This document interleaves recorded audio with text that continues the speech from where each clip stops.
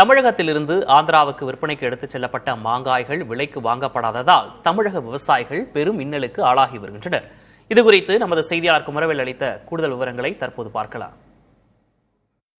தமிழகத்தில் இந்த ஆண்டு மா விளைச்சல், மா உற்பத்தி அதிகப்படியாக இருந்த போதிலும் தற்போது மாங்காய்க்கான ஆதார விலை மற்றும் மானியம் கோரி தமிழகத்தில் மா விவசாயிகள் பல்வேறு கட்ட போராட்டங்களில் ஈடுபட்டு வருகின்றனர்.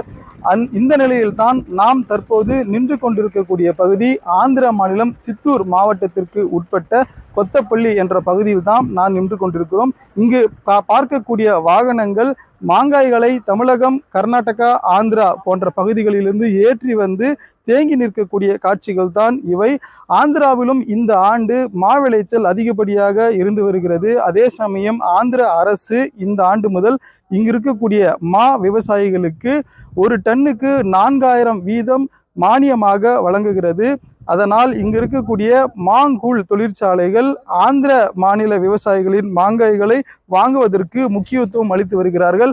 அதே சமயம் தமிழகம் மற்றும் கர்நாடகா பகுதிகளிலிருந்து வரக்கூடிய மாங்காய்களுக்கு தடை விதித்தும் அதே சமயம் வாங்காமலும் ஒரு தேக்கி வைக்கக்கூடிய நிலை ஏற்பட்டிருக்கிறது. இங்கு மாங்காய்களை ஏற்றி வந்திருக்கக்கூடிய ஓட்டுநர்களுக்கு உணவு, குடிக்க குடிநீர், தங்க இடம் உள்ளிட்ட அடிப்படை வசதிகள் ஏதுமின்றி மிகுந்த அவதிக்குள்ளாகி வருகிறார்கள்.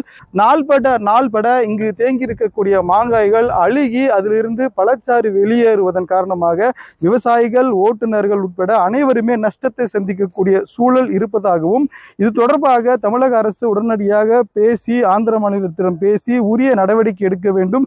இங்கு இருக்கக்கூடிய தேங்கி நிற்கும் மாங்காய்களை அகற்றுவதற்கும் அதனை கொள்முதல் செய்வதற்கும் விரைந்து நடவடிக்கை எடுக்க வேண்டும் என்பது இங்கு இருக்கக்கூடிய ஓட்டுநர்கள் மற்றும் தமிழக மா விவசாயிகளின் கோரிக்கையாக இருந்து வருகிறது. புதிய தலைமுறைக்காக குமரவேல்.